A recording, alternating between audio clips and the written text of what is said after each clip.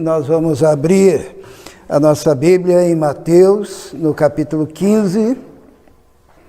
Mantenha a sua Bíblia aberta e vamos meditar na palavra do Senhor.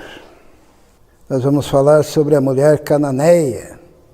Todos encontraram, também podem ler na nossa tela essa história, uma história inusitada, uma história interessante e é uma história para a nossa reflexão, algo que aconteceu na vida do nosso Senhor e Salvador Jesus Cristo. Vamos ler, diz assim: E partindo Jesus dali, foi para as partes de Tiro e de Sidom. E eis que uma mulher cananeia, que saíra daquelas cercanias, clamou dizendo: Senhor, filho de Davi, tem misericórdia de mim, que minha filha está miseravelmente endemoniada.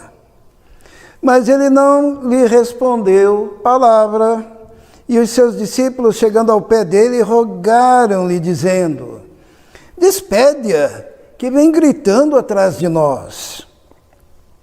E ele respondendo disse: Eu não fui enviado, senão as ovelhas perdidas da casa de Israel. Então chegou ela e adorou-o, dizendo: Senhor, socorre-me. Ele, porém, respondendo, disse: Não é bom pegar o pão dos filhos e deitá-lo aos cachorrinhos. E ela disse: Sim, Senhor, mas também os cachorrinhos comem das migalhas que caem da mesa dos seus senhores. Então respondeu Jesus e disse-lhe: Ó mulher, grande é a tua fé. Seja isso feito para contigo como tu desejas. E desde aquela hora a sua filha ficou sã. Amém? Vamos orar. Senhor, muito obrigado pela tua palavra. Reconhecemos neste momento que dependemos totalmente do teu Espírito para compreendermos a palavra e para aplicarmos a palavra, Senhor, conforme as nossas necessidades. Pedimos que o Senhor fale conosco, nos abençoe e nos toque. Em nome de Jesus. Amém. Que história, hein, irmãos? Que história. Muitos acabam se colocando como advogados de Jesus, né? Tentam justificar Jesus pela forma como ele agiu. Porque aqui diz o seguinte, que Jesus foi para as partes de Tiro e Sidom, que seria a parte dos gentios, a Galileia dos gentios, né? Não era o povo de Israel, era um povo estrangeiro. E quando ele passava por ali, e note-se o seguinte, que foi a primeira e a última vez que Jesus no seu ministério passou por ali. Então era a única oportunidade para alguém que estivesse por ali. E Jesus estava passando ali pelas regiões de Tiro e Sidom, e uma mulher cananeia, era uma mulher estrangeira, não fazia parte do povo de Deus, saiu daquelas cercanias e clamou: Senhor, filho de Davi, tenha misericórdia de mim, que a minha filha está miseravelmente endemoniada. Ela aproveitou aquele momento que Jesus estava passando por ali, ela esqueceu que Jesus era judeu e eles não tinham boas relações, né, esses povos. Ela já tinha ouvido de Jesus, já tinha ouvido falar dos milagres de Jesus, e ela então, sabendo que Jesus passava por ali, clamou ao Senhor por misericórdia, e disse: ó, tenha misericórdia de mim, porque a minha filha está miseravelmente endemoniada. Ela estava pedindo pela filha, ela estava pedindo pela filha dela, que estava... quando diz que estava miseravelmente endemoniada, significa que ela não estava só endemoniada, mas que os demônios que estavam tomando conta daquela criança Porque no Evangelho sinótico fala minha filhinha, sabe? Então a gente subentende que era uma criança, que era nova. Ela estava sendo atormentada de tal maneira que a sua saúde estava sendo arrancada, que a sua psique estava sendo alterada, ela estava num estado tão terrível, aquela mãe num desespero absurdo, querendo salvar a vida da sua filhinha. Ela sabe que Jesus está passando e vai clamando atrás de Jesus e pedindo ao Senhor Jesus que tivesse misericórdia da sua filha. Ela nem estava pedindo por ela mesma. Que atitude louvável, né? Que atitude de mãe. Agora há pouco nós falamos daquela mãe que evangelizou o mundo, evangelizando os seus filhos, porque um dos seus filhos se tornou um dos maiores pregadores. E aquela mãe era o exemplo de vida para aquela criança. E agora nós encontramos aqui uma mãe profundamente preocupada com a sua filha. Até onde você vai e o que você suportaria para socorrer um dos seus filhos, para socorrer a sua família, para socorrer aqueles que estão debaixo do seu teto na sua casa? O que você seria capaz de fazer?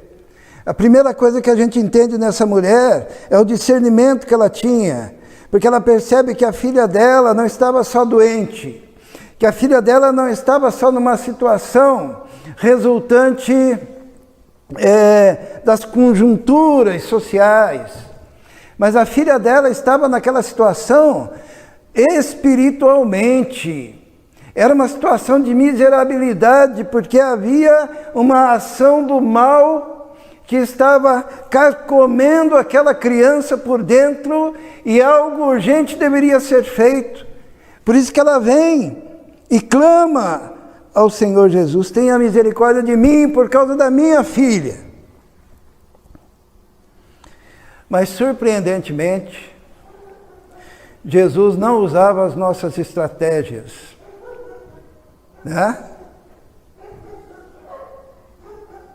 Diz assim: mas ele não lhe respondeu palavra. Ele não respondeu nada para aquela mulher. Será que Jesus não sabia a dimensão do sofrimento daquela mulher para ter se calado?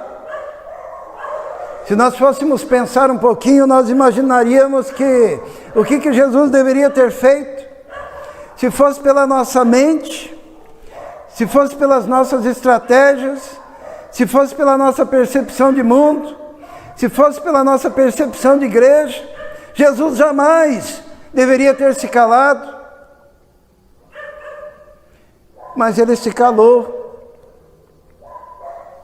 E um discípulo ainda, os seus discípulos disseram assim, e os seus discípulos, chegando ao pé dele, rogaram-lhe, dizendo: despede-a, que vem gritando atrás de nós. Imagina, aquela mulher estava no estado de desespero, tal, que ela não é que ela pediu uma vez, ela sucessivamente atrás de Jesus e dos discípulos gritava, suplicava, pedia, clamava, implorava.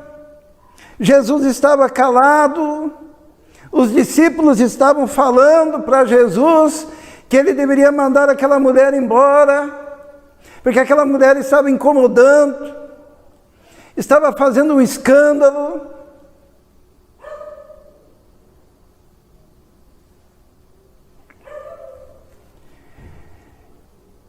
Miriam, que método evangelístico é esse?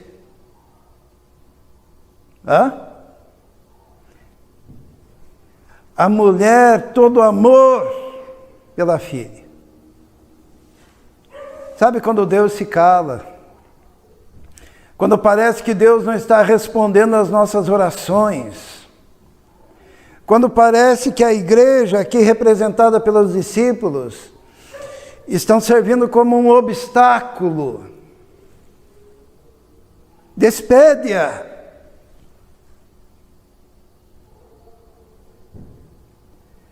Pergunta para as mães aqui, o que vocês fariam?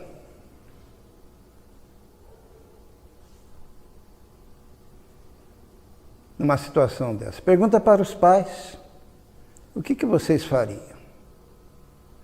Mas uma coisa que nós precisamos entender, que tudo o que Deus faz é no processo de trabalhar o nosso interior, é no processo de trabalhar o nosso coração, é no processo de modificar a nossa vida. Nós estamos em processo. Deus está nos moldando. E existem momentos que nós precisamos sentir a solidão da alma. Existem momentos que nós precisamos sentir a dor no coração e chorar. Chorar intensamente diante de Deus e clamar. Porque Deus está trabalhando algo lá dentro de nós que precisa ser trabalhado.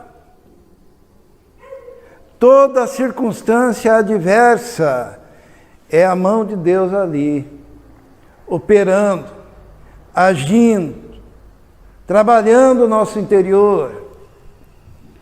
No Salmo 73, Asaf, ele passa por uma situação, ele diz assim: quanto a mim, os meus pés quase resvalaram, eu quase caí, porque eu comecei a observar os ímpios, parece que estão saudáveis, parece que são prósperos, são ricos, os seus filhos estão bem. E Asaf diz: nossa, eu quase caí, porque eu tive inveja do homem pecador, eu tive inveja do ímpio, até que, diz o Salmo, até que eu entrei na presença de Deus, no templo de Deus, na casa de Deus, e daí eu percebi o fim deles. Todos os momentos de luta, todos os momentos de batalha, todos os conflitos com os quais nós passamos, Deus está ali, mesmo que em silêncio, mas operando, agindo, trabalhando o nosso interior. E sabe, quando Deus trabalha, às vezes é dolorido, muitas vezes é difícil, mas Deus está trabalhando. Deus está operando ali naquele momento. É semelhante àquela ideia do oleiro, né? Que primeiro ele tem que purificar aquele barro e tirar as impurezas, daí ele tem que amassar aquele barro, e ele amassa aquele barro, e ele molda aquele barro, daí ele coloca na máquina, e ele vai trabalhando, vai modelando, é um processo. Até que você, como vaso nas mãos do oleiro, esteja útil para a obra de Deus, para o serviço de Deus. Aquela mulher estava sendo trabalhada e as coisas ainda pioram com ela, né? Porque Jesus respondendo disse, olha o que ele responde para aquela mulher: eu não fui enviado senão as ovelhas perdidas da casa de Israel. O que Jesus está dizendo aqui? Jesus está dizendo para ela assim: olha, quando meu pai me enviou, ele disse o seguinte para mim: primeiro prega para Israel, primeiro trabalha entre o povo da promessa. Não foi assim quando mandou os discípulos? Quando Jesus mandou os discípulos para evangelizar, Jesus falou assim: olha, não entre em casa de gentios, nem passe pelas casas dos samaritanos, mas preguem para as ovelhas perdidas da casa de Israel. Havia um itinerário. E Jesus está dizendo isso: olha, eu fui mandado primeiro para as ovelhas perdidas da casa de Israel. Foi o que ele disse para aquela mulher.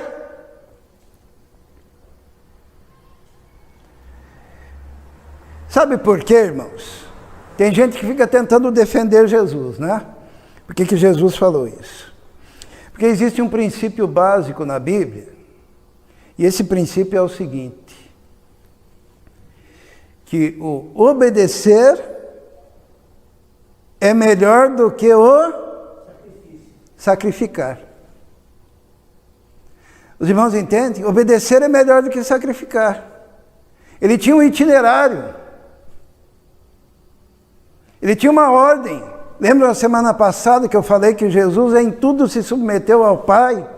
E mesmo quando ele curava, mas debaixo da direção do Pai. E uma vez ele falou: Senhor, eu estou orando, eu sei que o Senhor sempre me ouve, mas eu estou orando e pedindo para que o povo entenda essa submissão dele ao Pai. Porque ele esvaziou-se, e mesmo sendo Deus, tudo o que ele fazia era resultado de uma ação de obediência total ao Pai, porque ele queria deixar o exemplo. Por isso que antes dele ir para o sacrifício, ele perguntou para o Pai, ele disse: Pai, se for possível, passa de mim esse cálice, mas não se faça a minha vontade, porém a tua vontade. Por quê? Porque obedecer é melhor do que o sacrificar. Aquela ação de Jesus tinha que ser uma atitude de obediência, jamais de rebeldia. Porque quando há rebeldia, ali está o princípio satânico. Por que o diabo caiu? Alguém sabe? Rebeldia. Diz que ele estava lá, né? Ele era um dos anjos de Deus, até que se achou iniquidade no seu coração, ele rebelou-se contra Deus, ele quis ser maior do que Deus, e daí ele foi lançado. Caiu. Quando o apóstolo Paulo fala, se alguém deseja ser pastor, se alguém deseja o episcopado, né, ser pastor, ser um líder na igreja, ele tem alguns critérios, e um dos critérios é que não seja neófito. A palavra neófito significa novato, aquele que é recém-chegado, aquele que ainda não foi provado, aquele que ainda é na universidade é o calouro, né? O novato, o calouro, que está chegando agora, o que tem pouca experiência.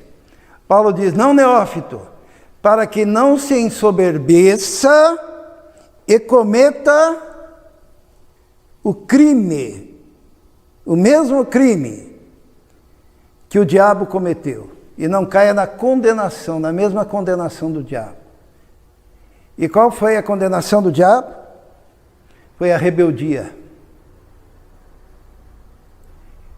Se Jesus simplesmente fizesse, a despeito do seu itinerário dado pelo Pai e que ele transmitiu aos seus discípulos, primeiro ir às ovelhas perdidas da casa de Israel, seria apenas um ato de rebeldia.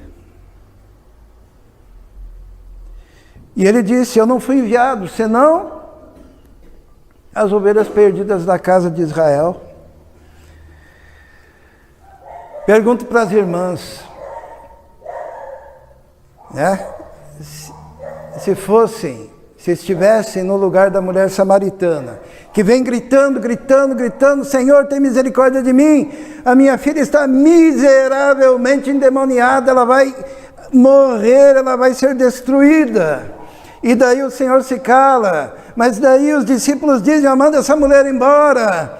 E daí Jesus finalmente responde e diz: olha, eu não fui enviado para você, eu fui enviado para as ovelhas perdidas da casa de Israel.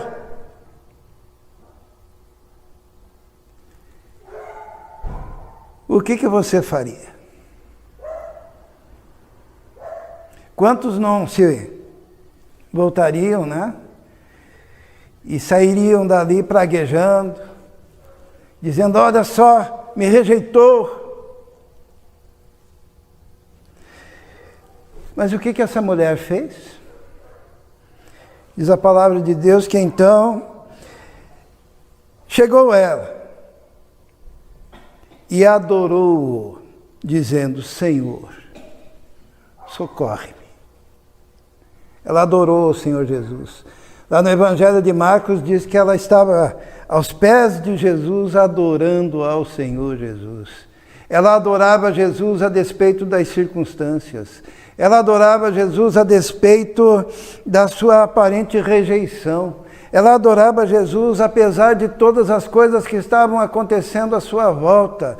Ela adorava Jesus apesar dos discípulos terem aconselhado o mestre a mandá-lo embora. Mas ela adorava Jesus de todo o coração, porque ela tinha reconhecido que ali estava o Senhor, que ali estava o Filho de Deus, que ali estava o Filho de Davi, que naquele homem estava o cumprimento das promessas do Antigo Testamento, que ali estava o Salvador da humanidade.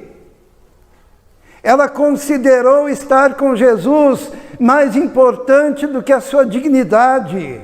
Ela considerou estar com Jesus mais importante do que as suas ideias.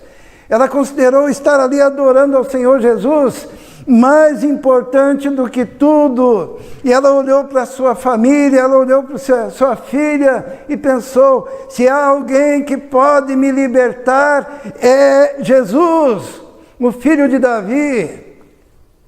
E ela adorou sinceramente ao Senhor Jesus. Muitas vezes nós somos empecilhos para que as pessoas adorem com sinceridade ao Senhor Jesus. Porque quando Jesus falou que nós somos pescadores de homens, Ele não disse que na ponta do anzol, na vara, a gente tinha que colocar promessas vazias. Ele não disse que lá na ponta, no anzol da vara, como pescadores de homens, a gente tinha que colocar ações sociais como armadilha para trazer adeptos. Alguém poderia me dizer qual a diferença entre novo decidido e novo convertido? Alguém sabe?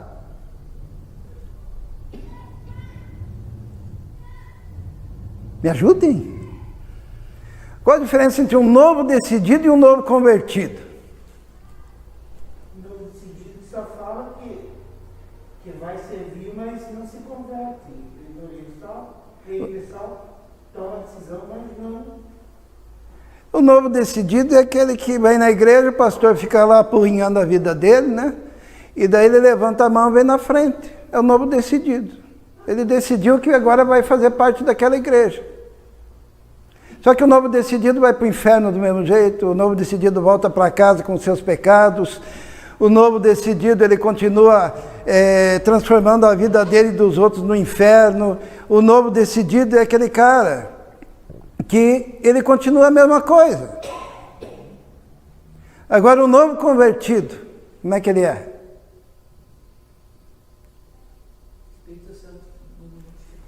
Mudou, né? Conversão é mudança. Mudança de rumo, mudança de vida. O novo convertido reconheceu que é pecador. Reconheceu que não merece nada. Reconheceu que quando Jesus fala com ele, é pela graça e não porque ele tem algum merecimento em si mesmo. Reconheceu que ele não está ali por causa da igreja, ele não está ali por causa dos milagres, ele não está ali por causa de cesta básica, ele não está ali por causa de alguma estratégia, ele não está ali por nada disso, ele está ali porque ele reconheceu que é pecador, ele reconheceu que é miserável, ele reconheceu que depende de Deus, ele depende da graça de Deus, ele está ali com o coração moído, ele está com o espírito quebrantado, e daí ele pega e ele se humilha na presença de Jesus e diz: Senhor, eu não quero mais ser o mesmo. E Deus o muda, o transforma. E aquela pessoa, quando volta para casa, ela volta com uma alegria no coração, porque ela volta selada com o Espírito Santo da promessa, e ela começa a não se reconhecer. Eu nunca me esqueço do meu pai falando quando ele trabalhava numa marcenaria, tinha um cara lá que era um blasfemo, que só falava palavrão o dia inteiro, e aquele cara um dia foi para a igreja lá e ouviu a mensagem do Evangelho, se converteu, e quando ele voltou na segunda-feira para trabalhar, o meu pai pensava: que houve com esse cara? Ele não é mais a mesma pessoa, ele já não fala do mesmo jeito. Ele já não se comporta do mesmo jeito. A vida dele se modificou, o semblante mudou. O semblante. Porque agora havia uma presença dentro dele, que era a presença de Deus. Aquela mulher, diante de tantas coisas, ela foi aos pés de Jesus e adorou ao Senhor Jesus. E daí o que Jesus fez? Jesus falou assim, ó. Ele, porém, respondendo, disse: não é bom pegar o pão dos filhos e deitá-lo aos cachorrinhos. Jesus piorou a situação, né? Quem acha que Jesus era um péssimo evangelista, levante a mão, por favor. Hã? Ninguém, né? Graças a Deus, ninguém. Mas nos critérios modernos, Jesus foi um péssimo evangelista. Sabe por quê? Jesus, ele não queria puxar o saco de ninguém. Jesus, desculpem a expressão, mas é bem isso. Jesus não queria que ninguém se aproximasse dele, porque ele dava comida. Jesus não queria que ninguém se aproximasse dele por motivos escusos, por prosperidade financeira. E ele responde, e aqui eu não vou ser advogado de Jesus, não. Ele falou isso mesmo. Porque muitos pregadores pensam assim, não, eu vou defender Jesus aqui. Eles dizem assim, cachorrinho não significa cachorrinho, e Jesus quis dizer outra coisa. Não, Jesus quis dizer exatamente isso. E eu vou explicar. É que na antiguidade, na época de Jesus, todos os gentios, aqueles que não eram judeus, eles eram tratados pejorativamente como cães. Sabe, quando um judeu encontrava um gentio, ou um grupo de gentios, ou uma cidade de gentios, ele falava, ali moram os cães. E cão, não é que nem a gente imagina hoje em dia, não. Porque a Bia gosta de cachorrinho, né? Tem uns bonitinhos lá na casa, né, Marcos? Então, não é isso, não. Cão, naquela época, era cachorro de rua, brabo, vadio, que comia carniça e atacava os outros. Porque era muito raro ter um cachorro domesticado naquela época. Poucas pessoas tinham cãezinhos domesticados.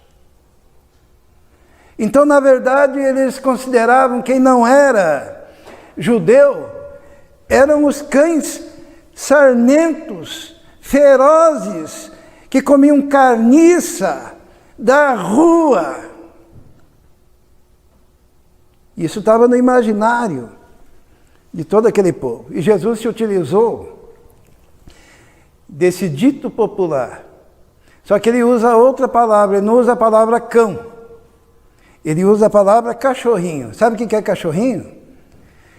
Cachorrinho seria aqueles poucos cachorrinhos que foram domesticados, que viviam nas casas, né? Pouca gente tinha, hoje em dia só a Bia aqui tem 2, né?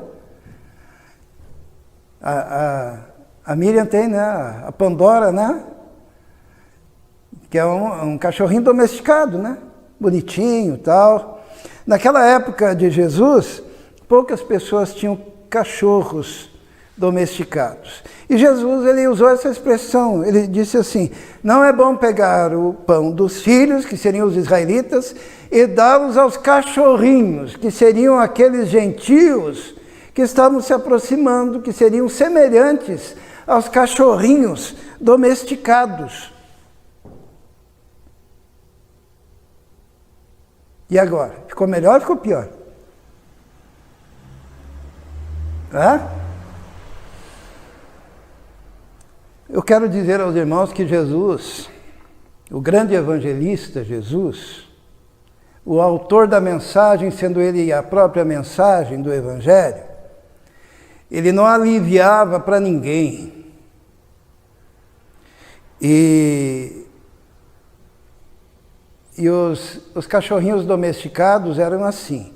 Eles ficavam debaixo das mesas, né, dos seus senhores, e de vez em quando, o dono da casa jogava lá umas migalhas e eles comiam debaixo da mesa, esses cachorrinhos domesticados. E Jesus está dizendo, eu não vou pegar a refeição dos filhos e colocar debaixo da mesa para os cachorrinhos domesticados comerem.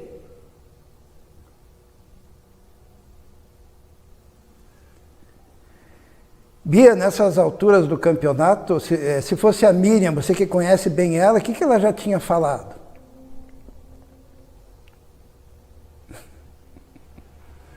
Não sei, Miriam, estou pegando no teu pé. Mas o que aconteceu? Aquela mulher, ela disse, sim, Senhor. Mas também os cachorrinhos comem das migalhas que caem da mesa dos seus senhores. Irmão, que humildade, né? Que humildade daquela mulher. Que confiança daquela mulher no Senhor Jesus. Aquela mulher andou até os limites. Porque ela estava lutando por ela, mas ela estava lutando pela sua filha, ela estava lutando por libertação, ela estava lutando pela salvação daquela criança, da sua filha, que estava miseravelmente endemoniada. Só que a sua atitude não era uma atitude só de querer se aproveitar de Jesus para libertar a filha e depois virar as costas e esquecer do Senhor.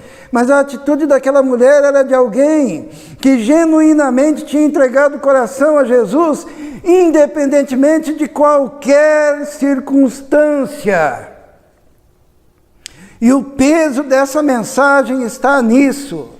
A conversão genuína, ela independe das circunstâncias. A pessoa quer Jesus, a pessoa quer andar com Jesus, a pessoa quer adorar Jesus, a pessoa quer caminhar com o Senhor, a pessoa quer obedecer, a pessoa come essa palavra, ela quer ler a Bíblia, ela quer entender a palavra, ela ama a palavra, ela quer viver para Deus, ela quer adorar ao Senhor.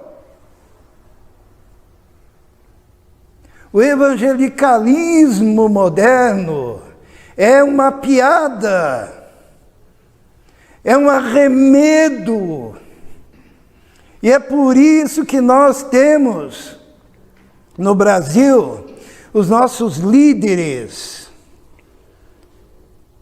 fazendo com que os seus prosélitos se tornem 2 vezes mais filhos do inferno do que antes. Por quê? Porque pregam vaidades.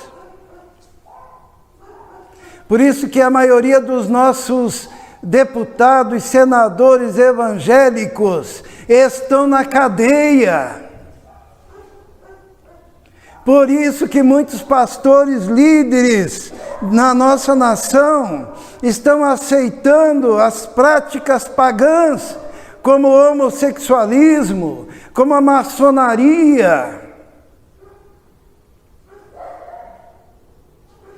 É por isso que nós temos líderes evangélicos andando de jatinho particular e com dinheiro depositado em paraísos fiscais, dinheiro do povo, da igreja. É por isso que a maior igreja do mundo, na Coreia, teve o seu pastor preso por desvio de recursos.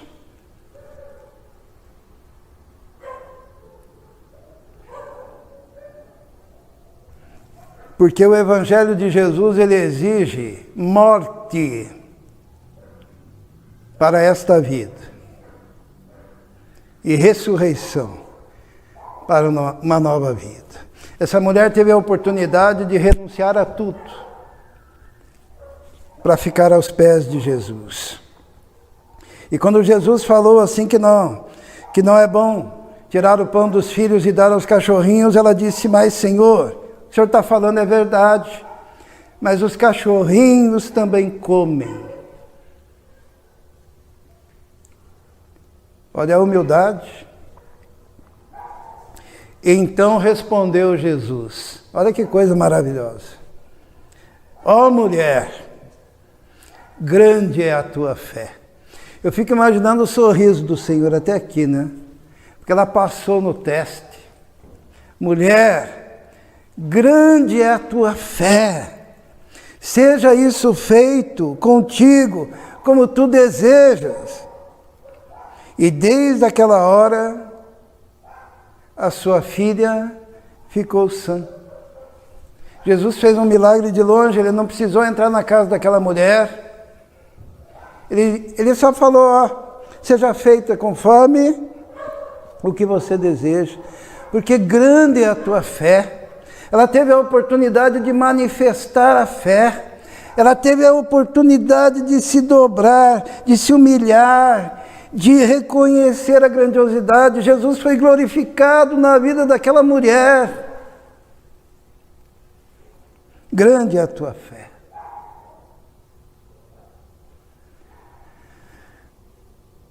E partindo dali, Jesus, ele chegou até o mar da Galileia, subiu no monte, assentou-se e começou a vir, né, coxos, cegos, mudos, aleijados, e ele sarava todo mundo. De sorte que a multidão se maravilhou, vendo os mudos falar, os aleijados sãos, os coxos andar, os cegos ver, e glorificava o Deus de Israel. Irmãos, que contraste, né? Por que Jesus não facilitou a vida daquela mulher?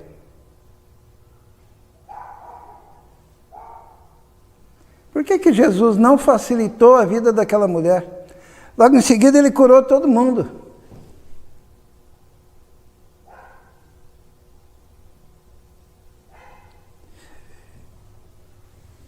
A diferença é o seguinte: aquela mulher foi a única que o adorou. A multidão só queria os milagres. E o Senhor manifestou os milagres, por misericórdia que ele tinha do povo. Mas aquela mulher, ela foi evangelizada pelo Senhor. Ela foi confrontada. E essa é a diferença. Por isso eu queria que você, quando passar por momentos de confronto,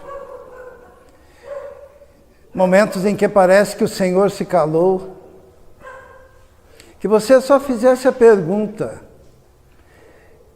não aquela pergunta, né, por que, Senhor? Mas aquela pergunta, para que, Senhor?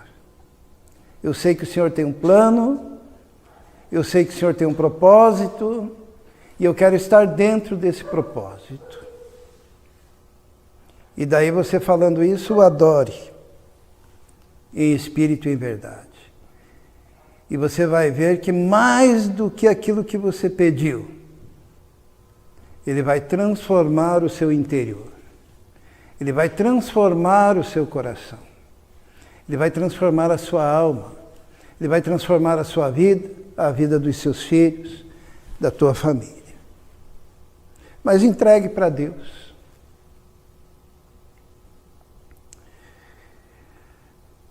Os irmãos já ouviram falar daqueles caçadores de macaco, né? Acho que eu já falei sobre eles, né? Eles pegam uma cumbuca, é um negócio que tem um buraco assim no meio, colocam lá uns amendoins, umas coisas, amarram a cumbuca na árvore. O macaquinho, ele vai lá, enfia a mão na cumbuca, pega o amendoim e fica preso ali. Para ele se soltar, o que ele deveria fazer? Soltar o amendoim. Estaria livre. E tem muita gente que não consegue ter uma experiência com Deus verdadeira, de fato, porque está lá segurando coisas. E segura coisas, está preso a esse mundo. E Jesus, ele diz assim, entrega para mim, solta isso. E você não, você quer ser o dono da situação. Você quer manipular a situação, manipular a família, manipular Deus. Você acha que Deus tem que fazer tudo o que você quer. Você acha que tem o controle de todas as coisas. E Jesus fala, abra a mão. Entrega para mim. Entrega a tua história, a tua vida, teu futuro. E você está lá, seguro. Tem gente que passa 10, 20, 30. Tem gente que morre assim. Bastaria fazer assim. Aquela mulher abriu a mão de tudo. E confiou em Jesus. Como resultado, teve um grande milagre na sua vida e na vida da sua família. Vamos orar. Senhor, muito obrigado, Senhor, por essa história bíblica, essa passagem do Senhor, quando o Senhor libertou aquela menina miseravelmente endemoniada, quando o Senhor atendeu ao pedido daquela mulher desesperada, quando o Senhor, na sua sabedoria, trabalhou em toda aquela circunstância. Muito obrigado porque podemos confiar no Senhor. Podemos confiar que o Senhor age com sabedoria. Por isso nós depositamos toda a nossa fé, todo o nosso coração, na Tua presença, diante do Senhor. Pedimos a Tua bênção sobre o Teu povo, pedimos que o Senhor trabalhe em nós, que o Senhor modifique-nos, ó Deus, por dentro, que o Senhor nos transforme para sermos sempre, Senhor, conforme a Tua vontade. Nós te pedimos isso, em nome de Jesus. Amém.